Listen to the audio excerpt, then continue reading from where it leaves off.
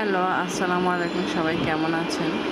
ছোলা বুটের জন্য মশলাটা কষায় ছোলাটা এখন ঢেলে দেওয়া হলো।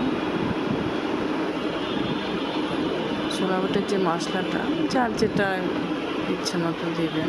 আমি পেঁয়াজ, শুকনো মরিচের গুঁড়োটা দিয়েছি, কেউ কাঁচা মরিচও দিতে পারেন।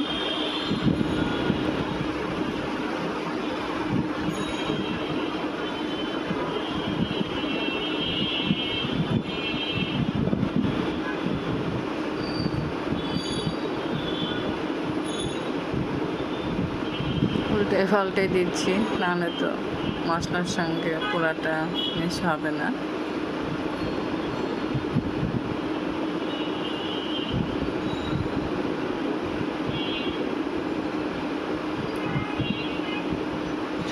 আপনাদের ইচ্ছে হলে এরকম করে বানিয়ে খাবেন বন্ধুরা।